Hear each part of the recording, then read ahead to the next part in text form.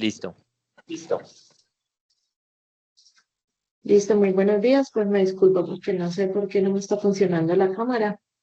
Mi nombre es Diana Cristina Varela, yo soy reumatóloga de la Universidad Pontificia Bolivariana y quiero compartir este club de revistas de las guías de tratamiento de miopatías inflamatorias en el adulto, que es una revisión comparativa de las guías que hasta el día de hoy se han publicado. Es un artículo que salió recientemente y por eso quisiera que entre todos lo evaluáramos. Resulta que para hablar un poco del escenario de las miopatías, pues las miopatías es un grupo heterogéneo de 7 subgrupos.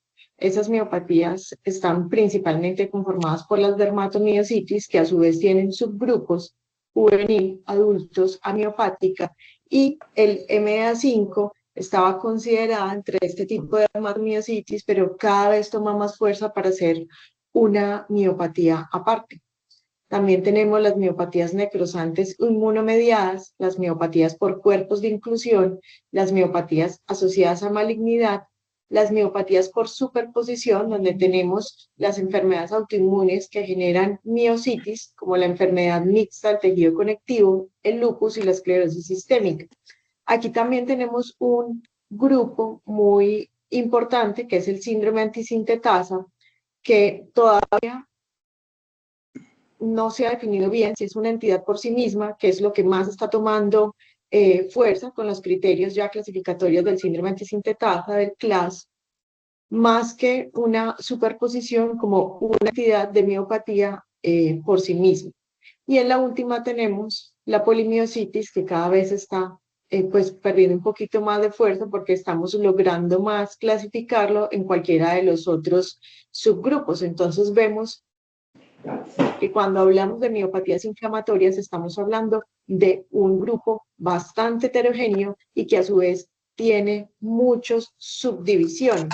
Entonces, esto es lo que hace un poquito complejo entender esta enfermedad. Y es que de las miopatías venimos aprendiendo cuando empezamos a aprender o a identificar los anticuerpos. Y empezamos a ver que cada uno de estos anticuerpos pudieran hacer un clúster para definir cierto tipo de miopatías. Por ejemplo, antisintetasa, por eso cada vez coge más fuerza de ser. Ese antisintetasa tiene subgrupos en sí. Aquí vemos estos. Aquí vemos el JO1, el PL7, el PL12, el EJ, el OJ, pero aquí incluso se han descrito muchos más nuevos anticuerpos. Tenemos el grupo de las miopatías necrosantes inmunomediadas, donde tenemos el CRP y el HMG-CR. Tenemos las miopatías por superposición, que son las que más se asocian a otras enfermedades autoinmunes, donde tenemos el ROLA, el RNP, el Q. El PMSCL70 está en superposición con una característica de esclerosis sistémica y miopatías. El MA5, que como les decía, está cobrando fuerza para hacer a su vez una miopatía por sí misma, aparte, y que se manifiesta o que comparte muchas manifestaciones en piel con otras que son más clásicas, como el MI2 y el SAE, que son los anticuerpos clásicos de miopatías o dermatomiositis. Tenemos otras asociadas a malignidad, que está el TIF1 y el NXP2. El NXP2 no es puramente asociado a malignidad por sí misma, sino que también lo podemos ver en las dermatomiositis juveniles, son las que más se ven o se asocian con calcinosis. Y tenemos las de cuerpos de inclusión, que está en lugar de estar tomando fuerza para hacer una miopatía por sí misma, cada vez se está viendo que es más de un aspecto degenerativo y que probablemente pudiera en el tiempo salir de esta clasificación. Esta es una tabla que nos trae la guía, y nos muestra los subgrupos en los que ellos empezaron a hacer como más énfasis. La dermatomiositis, cuya característica clínica es que tiene una debilidad de la cintura pélvica y de la cintura escapular, pero como su nombre lo indica, tiene muchas manifestaciones de piel. Normalmente se da en un pico bimodal entre los 5 y los 15 años, 45 y 60 años, da más en mujeres que en hombres, y se puede asociar con vasculitis, malignidad, disponía, disfagia, dermatomiositis. Estamos hablando no solamente de la dermatomiositis clásica, sino que aquí incluyen las asociadas a malignidad tipo 1 y NXP2 porque producen manifestaciones dermatológicas similares, y el MDA5 que produce manifestaciones intersticiales. Por eso acá en manifestaciones sistémicas vemos todas ellas ahí en un solo conglomerado. Cuando hablamos de las necrosantes inmunomediadas, son aquellas que producen debilidad simétrica eh, de la cintura pélvica y de la cintura escapular, pero no produce manifestaciones en piel y produce prominentemente atropia.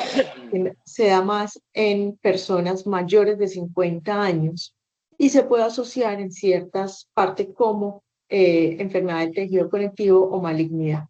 De acuerdo al anticuerpo, pues va a ser más que todo su presentación y su gravedad, que aquí tenemos dos anticuerpos, CRP y el HMG, pero en este porcentaje, en estas porcentajes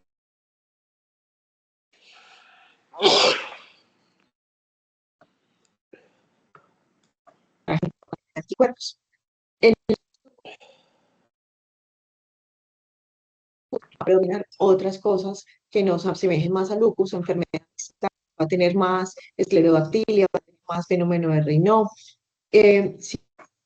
Si vamos de esclerosis sistémica, también va a predominar otro tipo, y son los anticuerpos los que nos va a decir que esto realmente está hablando de una superposición y no de una poliautoinmunidad.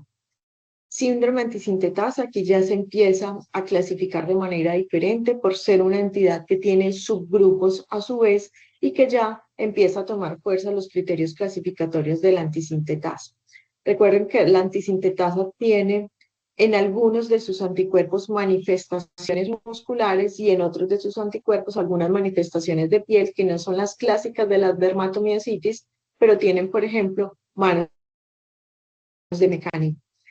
Tiene mucha artritis, que esta artritis pudiera dar factor reumatoide positivo y pudiera dar anti-CCP positivo, y hay que tener los ojos y los sentidos muy, muy abiertos, porque si usted ve una paciente con una artritis marcada que no mejora rápidamente con los esteroides y que además de eso desde el debut tiene enfermedad pulmonar intersticial, así tenga factor reumatoide y anti-CCP positivo, probablemente lo que estamos viendo es una antisintetasa, porque la antisintetasa es el que da una enfermedad pulmonar intersticial mucho más rápida y mucho más marcada que la artritis reumatoide.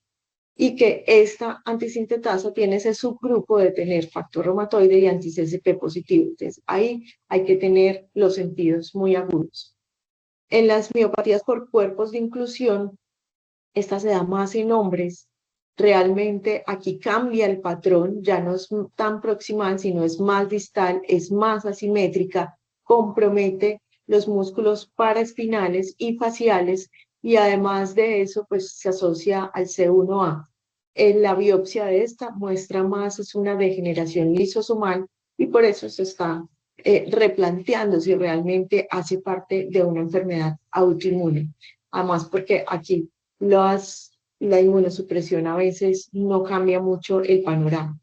Y la polimiositis es un gran grupo donde cae lo que no se puede clasificar en los demás grupos. Y como ya estamos pudiendo clasificar más en los demás grupos al tener más disponibilidad para biopsias, para anticuerpos, entonces cada vez pierde más la polimiositis su fuerza. Aquí caen casi todos los que tienen anticuerpos seronegativos, pero recuerden que es la biopsia de músculo la que me dice si realmente cumple con esos criterios de polimiositis. Este es el escenario de la biopsia, la polimiositis. Las miopatías inflamatorias, entonces, tienen diferentes picos de presentación de la edad. Recordemos que la dermatomiositis tiene entonces un pico de presentación bimodal, mientras que los de cuerpos de inclusión se van a dar más en hombres después de los 40 años, las de superposición con la edad del resto de las enfermedades autoinmunes que se ven más en mujeres entre los 20 y los 40 o 50 años. Y la asociada a malignidad la sospechamos en todos aquellos que inician después de los 40 años. Entonces, las dermatomiositis, como les dije, tiene 4 subgrupos. Por el momento vamos a considerar el MA5 entre este subgrupo y comparte principalmente las dermatomiositis clásicas son MI2 y SAE. Las TIF1 y NXP2 son más por neoplasias, asociadas a neoplasias, y el MA5 pudiera tener algunas otras manifestaciones diferentes.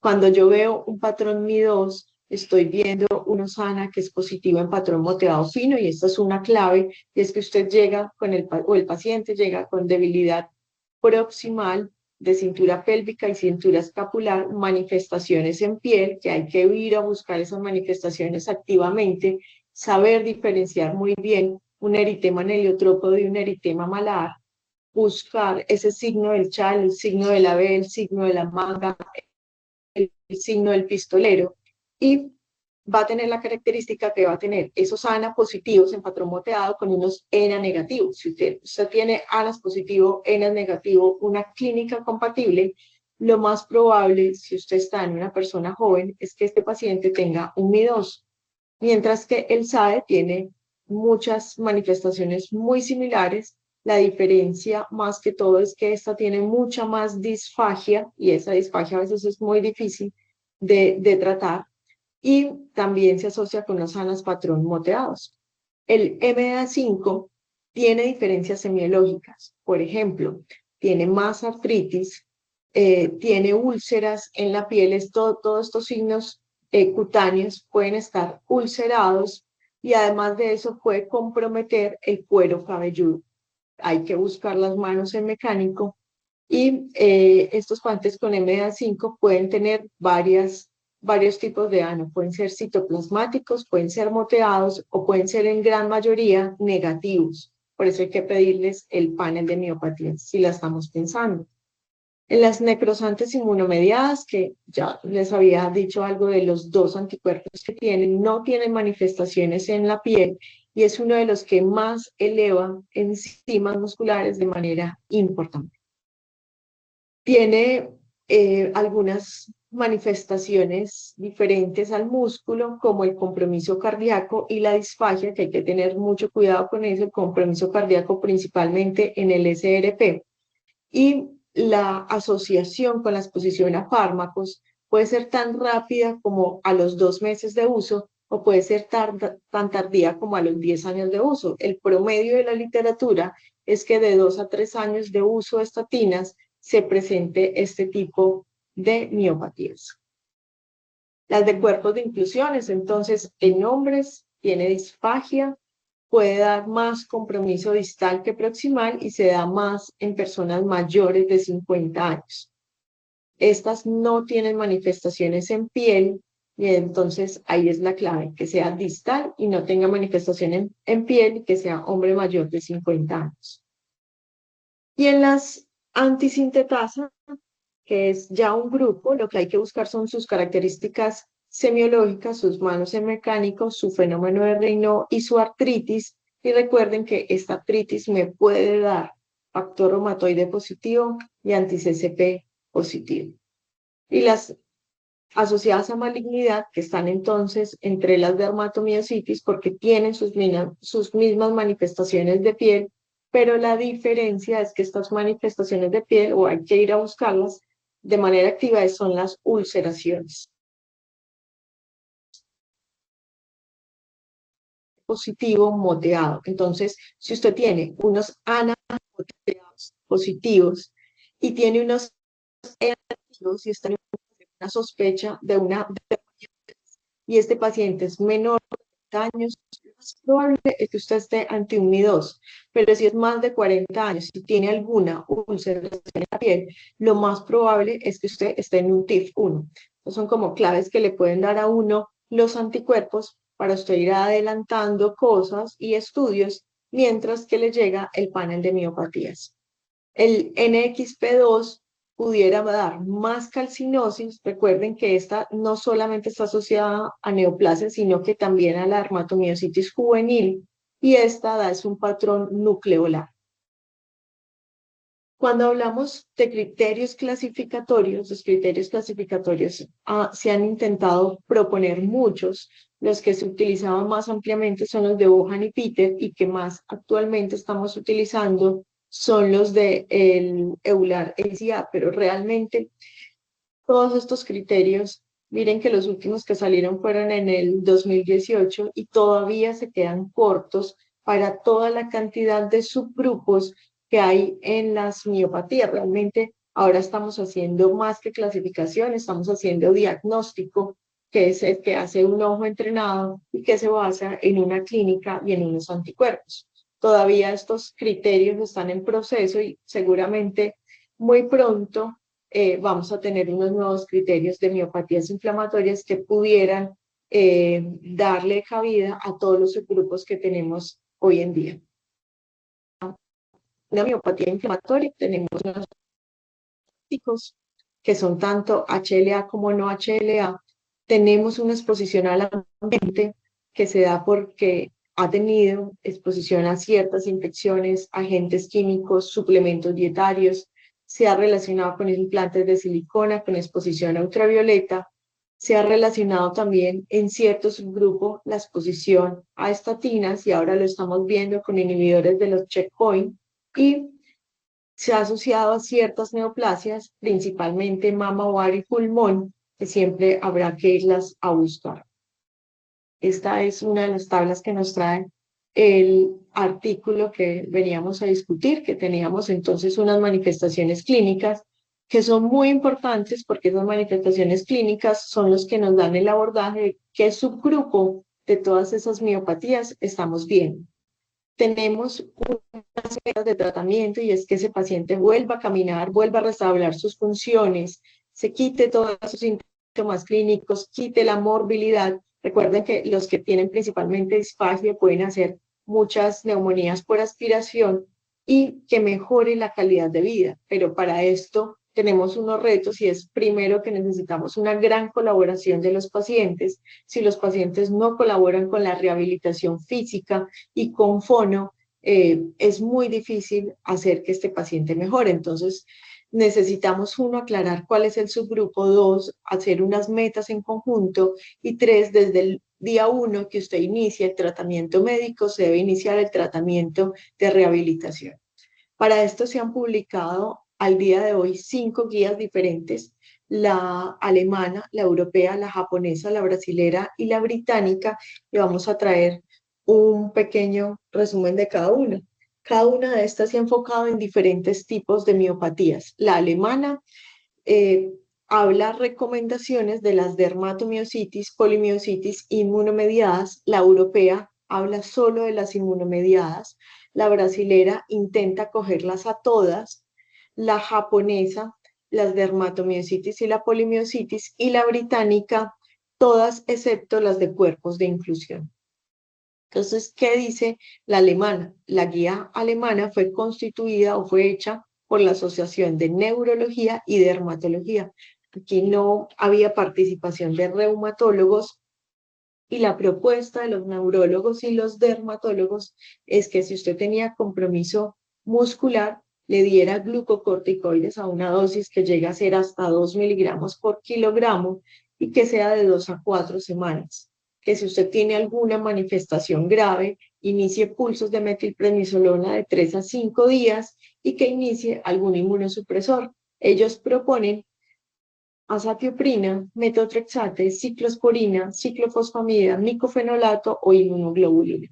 Como ustedes pueden ver, las guías son, pues estas recomendaciones son un poco laxas. También algunos cambios en las dosis, y que a veces no, el escenario no está muy claro para darlo. Terapia de mantenimiento, dicen de esteroides hasta que no le dé Cushing. Si le da Cushing, empiece a disminuirlo y llévelo hasta los 6 meses. Y a largo plazo, póngale rituximab a intervalos de 1 gramo cada 14 días por cada 6 meses por al menos 3 años. Y si usted tiene refractariedad, inicie gamma-globulina de 1 a 2 gramos por kilogramo de 1 a 2 meses. Esta guía de tratamiento no tiene grados de recomendación. En cuanto a las manifestaciones cutáneas, ellos hablan también de iniciar con esteroides orales, darles antimaláricos y incluso combinar antimaláricos con mepacrina. Y si no mejora, darle terapia sistémica, metrotexate, inmunoglobulina, micofenolato. La guía europea, que fue hecha en el Centro de Neuromuscular Europeo, habla solamente de miopatías necrosantes inmunomediadas. Dice que la terapia inicial que recomiendan es darle 1 miligramo por kilogramo o 500 a 1 gramo al día durante 3 a 5 días. De eso, adicione metrotexate, ya sea oral o subcutáneo, y que mire después que la adición del metrotexate debería ser desde el inicio de tratamiento, es decir, durante el primer mes solamente da altas dosis de glucocorticoides y luego el primer mes empieza un ahorrador de esteroides. Recomiendan también dar rituximab, no son muy claros en el esquema, igual que la inmunoglobulina, dice dele inmunoglobulina mensual y puede ser por 3 meses o 6 meses. Y si no, puede darle azatioprina, micofenolato, si tiene alguna intolerancia para los previos. Y la terapia de mantenimiento dice, empieza a disminuir los esteroides hasta 2 años, llévelo o con metrotexate o con rituximab o empieza a suspender gradualmente la inmunoglobulina. Y en casos de refractariedad, le puede dar rituximab, plasmaféresis, ciclofosfamida o ciclosporina. La guía brasilera, que fue la que intentó abordar todas las miopatías y que se hizo por la Sociedad Brasilera de Reumatología, ellos proponen que para la terapia muscular inicial dele glucocorticoides, dele una dosis de 0.5, que aquí ya empiezan a ser un poquito más juiciosos con el uso de esteroides, 0.5 a 1 miligramo por kilogramo durante al menos 4 semanas y empiece a hacer una reducción gradual de esa dosis. Si está grave, púlselo hasta por 3 días consecutivos y comience de manera inmediata los esteroides con algún inmunosupresor o inmunomodulador, y ellos recomiendan metrotexate, azatioprina o ciclosporina. Si usted tiene una enfermedad refractaria o grave, inicie con gamma-globulina, 2 gramos por kilo de 2 a 5 días, o lo puede combinar con rituximab. Aquí empieza a aparecer el abatacept, que tiene algunos casos en la literatura, y ellos recomiendan de 500 a 1000 miligramos según el peso durante 6 meses. También recomiendan tacrolimus, ciclosporina, tocilizumab o terapia intravenosa con ciclofosfamida, y aquí hacen una recomendación en contra de los anti-TNF, que el anti-TNF en lo que lleva o lo que ellos revisaron de la literatura no tiene cabida para las miopatías inflamatorias. Pero estas recomendaciones, recuerden que aquí están todas las miopatías, entonces pues ya se tendrá que ir separando de acuerdo a cada una de estas. Y las manifestaciones, ellos dicen que inicie con pulsos de metilprednisolona y que empiece a utilizar otros inmunosupresores.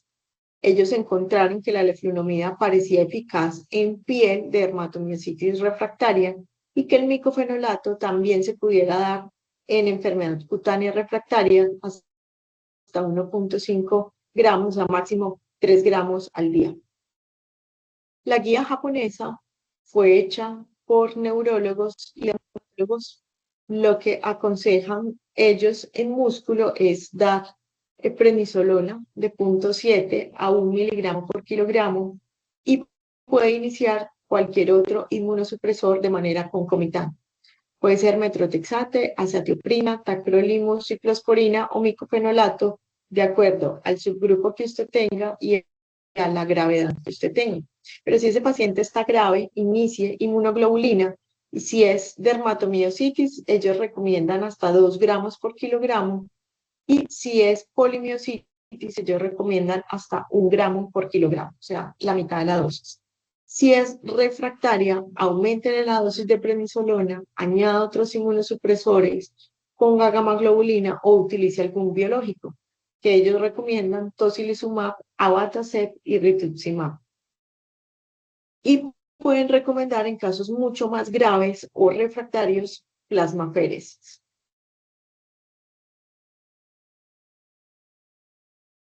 Y en cuanto a lo cutáneo, ellos, al contrario de la brasilera, dicen que no den corticoides sistémicos ni inmunosupresores sistémicos, que empiecen solamente con observación o terapia tópica y que para ya síntomas más cutáneos le puede dar odapsona, hidroxicloroquina, inmunoglobulina, metrotexate, micofenolato, ciclosporina o tacrolimus.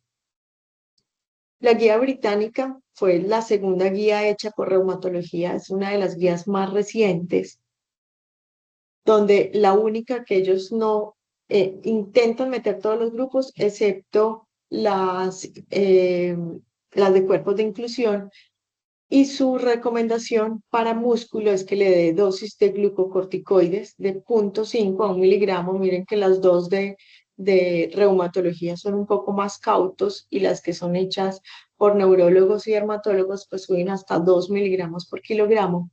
Ellos hablan también de utilizar otros inmunosupresores, puede ser metrotexate, azathioprina, tacrolimus, ciclosporina y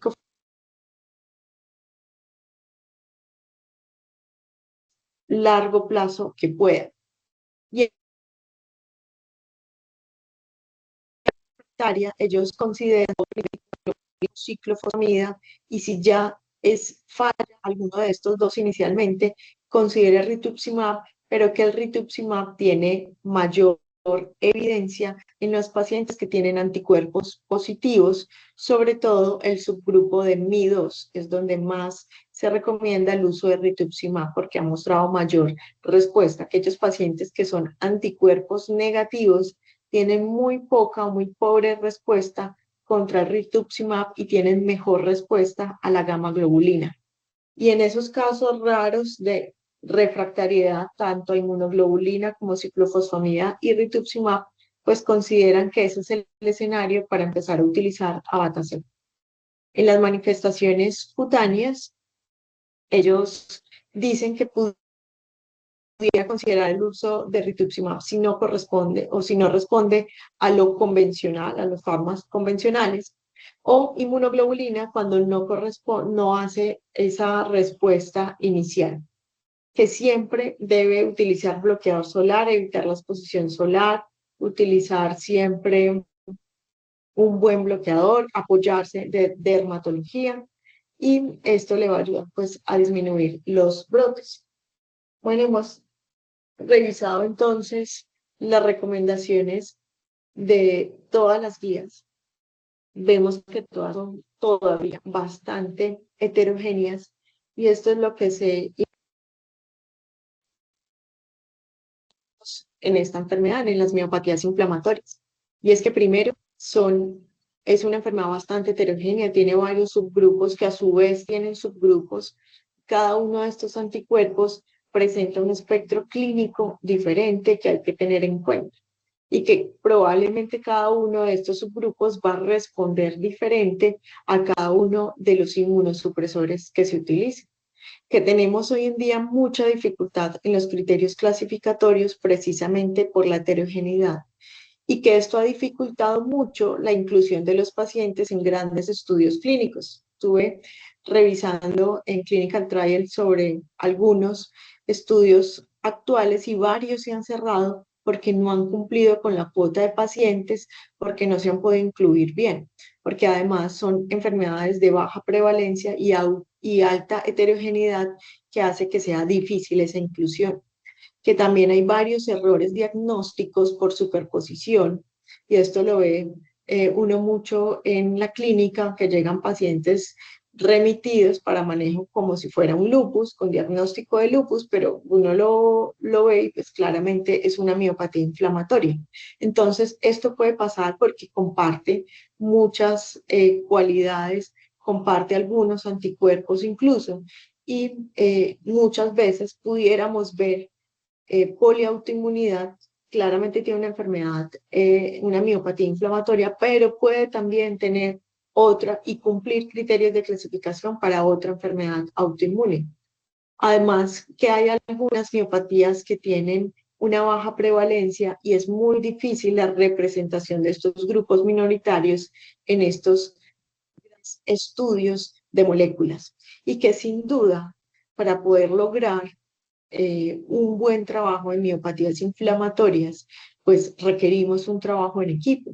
Y esta es una invitación que aprovecho para dar a través de esta charla, y es que estamos creando redes de miopatías tanto en Colombia como en Latinoamérica para que ustedes, que son hospitales universitarios, se unan también a nuestros grupos de miopatías y enfermedades intersticiales de Latinoamérica y de Colombia para que podamos crear un gran número de pacientes y podamos generar realmente una evidencia que sea sólida y que podamos dar recomendaciones porque finalmente esto a los que beneficia es a los pacientes. Esto le va a cambiar la alta morbilidad, la alta incapacidad y también la mortalidad que viene asociada a estos pacientes.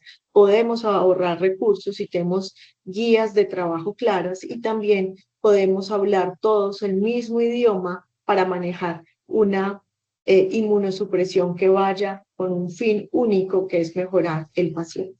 Recuerden que en las miopatías transversales es siempre el día uno que le llegue ese paciente, empiece a rehabilitarlo, siempre trabaje de mano terapia física, que eso realmente hace que los pacientes estén saliendo del hospital.